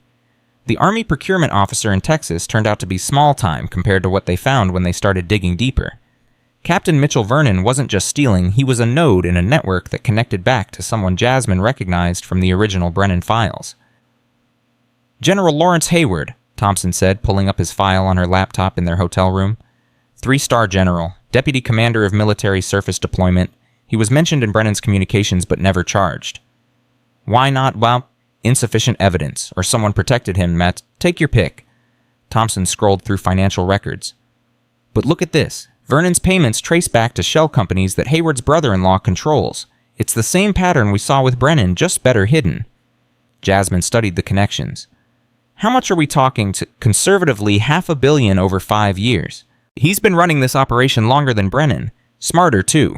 Never gets his hands directly dirty. Until now, Jasmine pulled out her phone. I'm calling Martinez. She's not going to help us. We've gone rogue too many times. She'll help if the evidence is good enough. But Martinez didn't answer, neither did Hammond. After the 4th attempt, Jasmine got a text from an unknown number. Stop calling. You've been flagged as a security risk. Further contact will result in obstruction charges at Martinez. They cut us off, Jasmine said quietly. Told you, we pushed too hard. Now we're liabilities. Thompson closed her laptop. So what do? We go after Hayward ourselves. Without FBI backing, without military authority, that's suicide. Then we die. Jasmine stood pacing. But we don't stop. We get the evidence. We make it public. We force them to act. How Hayward's protected by 3 layers of security. We can't get close to him without credentials we don't have. Jasmine thought for a moment, then pulled out her phone again. Different number this time. One she'd sworn never to use. Elena Volkov answered on the second ring. Captain Carter, I was wondering when you'd call. I need information on General Lawrence Hayward. Interesting. Why? Because he's running the network you used to supply. Because he's probably the one who ordered the hit on your compound. Because taking him down helps both of us. Elena laughed softly. You're learning. Thinking like a criminal, finally. I always knew you had potential. Can you help or not? I can help, but it will cost you. I want full immunity for 3 associates currently facing charges, and I want the U.S. government to forget I exist. I don't have that authority anymore. Then get creative. You're good at that. Elena paused. Hayward meets with his major buyers once a year. Private auction for exclusive contracts. Very secretive, very lucrative. This year it's happening in 2 weeks at a resort in Costa Rica. I can get you in. How does... Because I'm invited, and I can bring a partner. Play your cards right, you'll have everything you need to destroy him. Why would you help me destroy your own supply chain? Because Hayward tried to kill me, remember? And because the smart move is to let you eliminate my competition while I rebuild elsewhere. You get justice, I get profit, everyone wins. Except Hayward, especially Hayward. Jasmine looked at Thompson, who'd heard the entire conversation. Thompson shook her head no, but Jasmine was already making the decision. We're in. What do we need to do? Meet me in San Jose in 1 week. Bring expensive clothes and a believable cover story. And Captain, don't try to double-cross me. I've survived longer than you have for a reason. The call ended. Thompson stared at her. Tell me you're not seriously considering working with her again. I'm not considering it. I'm doing it. This is our only shot at Hayward. It's a trap. Has to be. Probably, but it's also the only way in. Jasmine started packing. You don't have to come. This isn't your fight. The hell it isn't. You think I spent 8 years investigating corruption just to stop now? Thompson grabbed her own bag. But if we die in Costa Rica, I'm haunting your ass. Get in line. They spent the next week preparing. False identities, backstories, research on the buyers who'd be attending. Elena provided documents, flawless forgeries, that listed Jasmine as a consultant for a European defense contractor and Thompson as a logistics specialist. These are too good, Thompson said, examining her fake passport. How does she have access to this level of forgery? Because she's been doing this for 20 years and we've been doing it for 6 months. We're amateurs playing in her world now. Comforting thought. They flew to Costa Rica separately, met in San Jose, and rendezvoused with Elena at a villa outside the city. Elena looked different, younger somehow, or maybe just less tired than the last time Jasmine had seen her. "Welcome to my retirement planning," Elena said, pouring wine. "After this auction, I'm done, taking my money and disappearing to somewhere without extradition treaties." "Where?" Jasmine asked. "If I told you, it wouldn't be disappearing, would it?" Elena handed them glasses. "The auction is tomorrow night, 20 buyers. Hayward will be presenting new inventory drones, encrypted communications equipment, next-generation body armor. Everything stolen from U.S. military stockpiles." "We need to record everything," Thompson said. "Video-audio documentation of transactions." "Already arranged? You'll be wearing hidden cameras. I've also placed recording devices throughout the venue. Everything will be captured. And security? Heavy? Ex-military contractors. But they're looking for external threats, not internal recording. Stay calm, play your roles, and you'll be fine." "What about getting the evidence out?" Jasmine asked. "Even if we record everything we need to transmit it somewhere secure." Elena pulled out a satellite phone. "This has a secure uplink. Once you have what you need, you transmit to this number. My contact will ensure it reaches every major news outlet simultaneously. By the time Hayward realizes what happened, the evidence will be everywhere." "Your contact?" "A journalist I've worked with before. Someone who hates corruption more than she fears consequences. You'd like her." The next evening they arrived at the resort. Remote, luxurious, surrounded by jungle. The kind of place where illegal deals happened because nobody was around to witness them. Hayward was already there, holding court with buyers in the main conference room. Jasmine's breath caught when she saw him distinguished, confident, wearing his uniform like armor. He looked nothing like the monster he was. "Remember," Elena whispered, "you're just consultants evaluating equipment. Don't engage directly with Hayward unless necessary. Let him perform his show." The auction began at 8. Hayward presented each item with military precision, explaining capabilities, demonstrating features, driving up prices. Buyers bid millions for equipment that would be used to kill people in conflicts most Americans never heard about. Jasmine's hidden camera recorded everything. Beside her, Thompson did the same, both of them playing bored contractors while documenting every crime. 2 hours and Hayward introduced a new item, a portable drone system capable of autonomous targeting. Military AI that shouldn't exist outside classified research facilities. "Starting bid is $50 million, Hayward announced. The room erupted in competitive bidding. The price climbed to $80 million, $90, $100. Jasmine felt sick watching it. This wasn't just corruption, it was selling the future of warfare to whoever could pay. During a break, Elena pulled her aside. "There's a problem. One of the buyers recognized you from news coverage of the Brennan trial. He's asking questions." "Which one?" "The Russian, far left table. If he figures out who you really are, security will kill you before you can transmit the evidence." Jasmine glanced over. The Russian was staring at her, suspicion clear on his face. "What do I do?" "You run now. Get to the extraction point. I'll create a distraction." "What kind of distraction?" "The expensive kind." Elena smiled grimly. "Go, both of you. I'll handle this." They moved quickly but calmly toward the exit. Behind them, Elena's voice rose, arguing with Hayward about payment terms, drawing attention. Then alarms started blaring. "Fire in the East Wing," someone shouted. Chaos erupted. Buyers running. Security mobilizing. In the confusion, Jasmine and Thompson slipped out, racing through the jungle toward where Elena had positioned an escape vehicle. "The recording?" Thompson gasped as they ran. "Did you get everything?" "Yes, now we just need to survive long enough to transmit it." Gunshots behind them. Security had figured it out. They reached the vehicle, a Range Rover with keys in the ignition. Thompson drove while Jasmine pulled out the satellite phone connecting to the uplink. Come on, she muttered as the file uploaded. More gunshots. The rear window exploded. Faster. I'm trying. The upload bar crawled forward.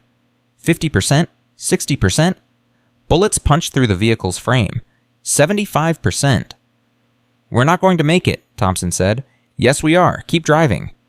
90%. A bullet hit the phone. The screen cracked but stayed functional. 95%. 100%. It's done, Jasmine shouted. The evidence is out. Thompson gunned the engine, putting distance between them and their pursuers. 20 minutes later, they reached a private airstrip where Elena had arranged emergency extraction. A small plane waited engine running. Where's Elena? Jasmine asked the pilot. She said to tell you she's handling the distraction. Get on board. We leave in 2 minutes. They climbed aboard. As the plane lifted off, Jasmine saw smoke rising from the resort. Fire or explosion, she couldn't tell. Elena's distraction had been thorough. You think she made it out? Thompson asked.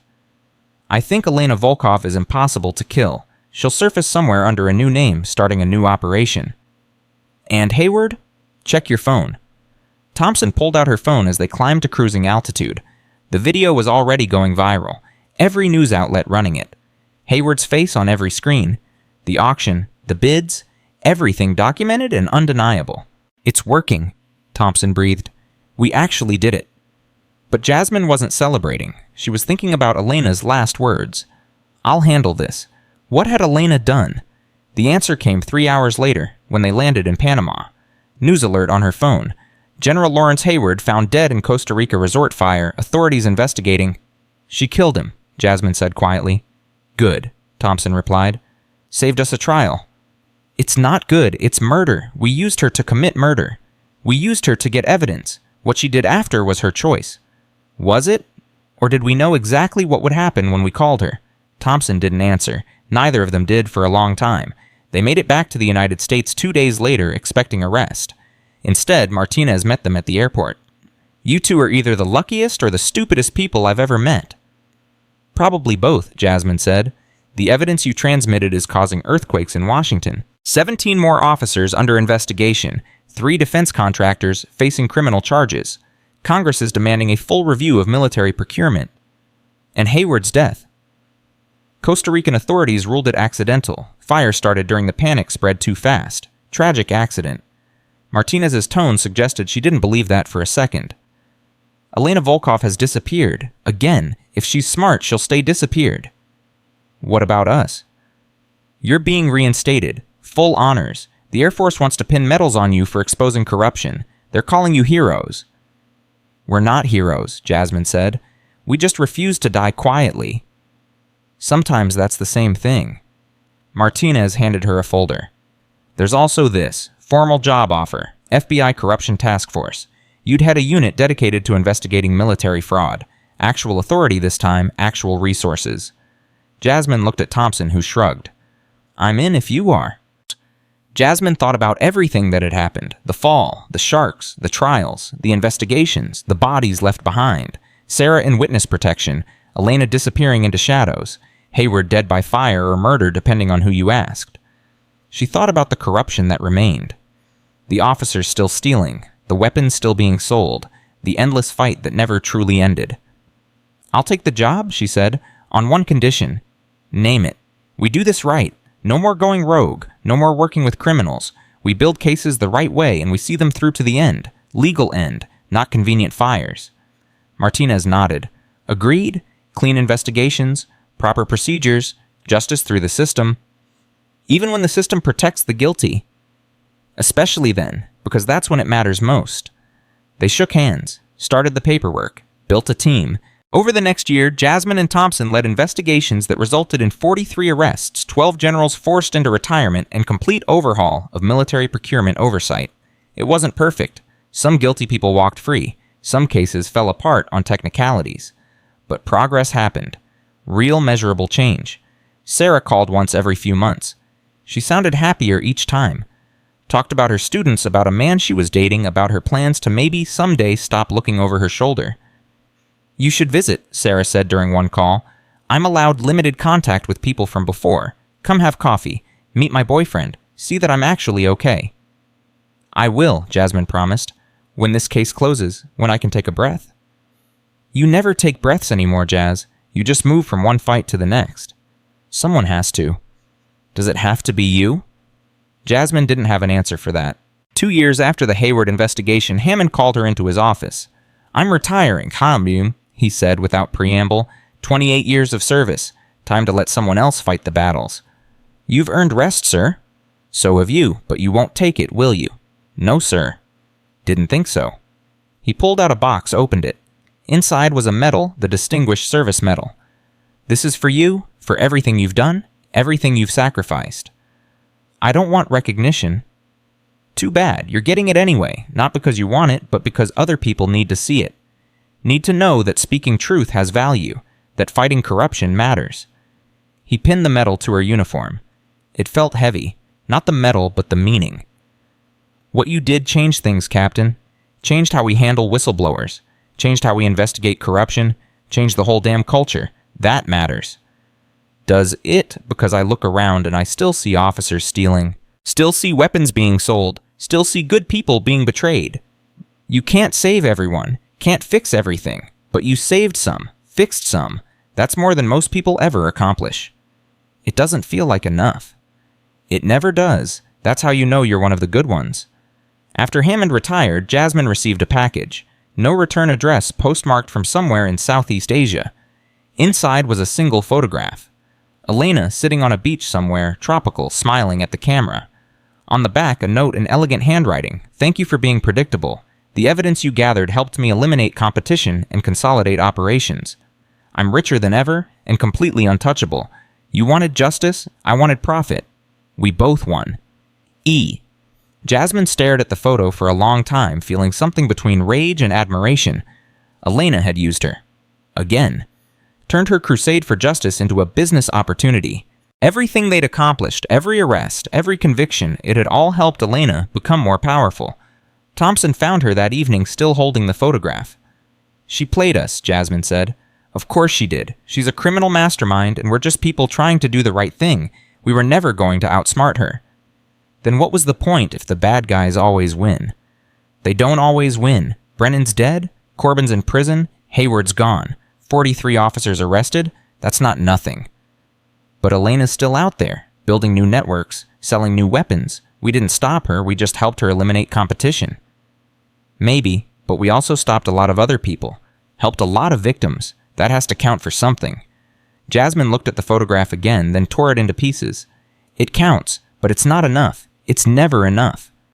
3 years after she was thrown from a helicopter, Jasmine stood before a room of new Air Force officers giving a lecture on ethics and corruption. "You're going to be faced with choices," she told them. "Choices between doing what's easy and doing what's right, between following orders and following your conscience. Some of you will face those choices and fail, that's human, but some of you will stand up, will report wrongdoing even when it costs you everything, will refuse to stay silent even when silence would be safer." The officers watched her, some skeptical, some inspired, all of them trying to imagine finding that kind of courage. "I'm not going to lie and say heroism is rewarded. It's not. I lost my career, my safety, my peace. I watched people die. I did things I'm not proud of. But I'm standing here. I'm alive. And the corrupt officers who tried to kill me are either dead or in prison. So maybe there's justice after all. Maybe not perfect justice, but enough." After the lecture, a young lieutenant approached her. "Captain Carter, I have information about my commanding officer. I think he's falsifying maintenance reports. I don't know what to do." Jasmine looked at this young officer, barely 25, his whole career ahead of him, standing at the exact crossroads she'd stood at years ago. "Do you have evidence?" "Some." "Not enough, probably." "Gather more, document everything, and when you're ready, you report it. Through proper channels first. But if those channels fail, you keep fighting. You don't stop until someone listens. Even if it destroys my career. Especially then, because your career isn't worth more than the truth." The lieutenant nodded slowly. "What if I need help?" Jasmine handed him her card. "Then you call me. That's what I do now. I help people like you survive the system long enough to fix it." He left, looking both terrified and determined. Jasmine recognized that look. She'd worn it herself in an office years ago, staring at files that exposed everything. Thompson joined her as she left the building. "Another recruit." "Maybe. We'll see if he follows through." "Most don't." "No, but some do, and those are the ones worth saving." They walked to their car, heading back to their office, back to the endless work of investigating corruption that never truly ended. Jasmine's phone rang, Martinez's name on the screen. "We've got a new case. Navy captain in San Diego, suspected of selling classified submarine technology. Big fish, dangerous connections, you want it?" Jasmine looked at Thompson, who nodded. "We want it. Send us the files." "Jazz, be careful with this one. The people involved, they're connected to things that make Hayward look small time." "Good, I'm tired of small time." She ended the call, started the car, drove toward the next fight, the next investigation, the next chance to make corrupt officers pay for their crimes. Somewhere in the world, Elena sat on a beach, counting money earned from weapons that would kill innocent people. Somewhere officers Jasmine hadn't caught yet were stealing and lying and betraying their oaths. Somewhere the system was still broken, still protecting the powerful, still crushing whistleblowers who tried to expose truth. But somewhere else, 43 corrupt officers sat in prison cells. Somewhere young officers were learning that corruption had consequences. Somewhere the system was slowly, painfully being fixed by people brave enough to fight for it. Jasmine couldn't save everyone, couldn't fix everything, couldn't undo the damage that had been done or prevent all future harm. But she could keep fighting, could keep exposing corruption, could keep helping the next person who discovered something terrible and didn't know what to do. She'd survived being thrown from a helicopter into shark-infested waters. She'd survived betrayal violence trials and attempts on her life. She'd survived when every logical outcome said she should have died. And she'd learned something from that survival. The powerful counted on good people staying silent. They counted on fear winning. They counted on the system protecting them from consequences. They hadn't counted on someone too angry to die and too stubborn to quit. They hadn't counted on Jasmine Carter, and that had been their biggest mistake. Because she wasn't special, she wasn't invincible, she was just someone who'd been pushed too far and refused to accept that corruption was inevitable. If she could do it, others could too. That was the real victory, not the arrests or the convictions or the medals. The real victory was showing people that fighting back was possible, that corruption could be exposed, that sharks could be punched in the face and helicopters could be survived, and powerful men could be brought down by someone who simply refused to die quietly. The war against corruption would never truly end. But at least now, people knew it could be fought, and Jasmine would keep fighting it one case at a time, one corrupt officer at a time, until either the corruption ended, or she did. Probably she'd die first. Statistics weren't in her favor. Powerful people had long memories and deep resources.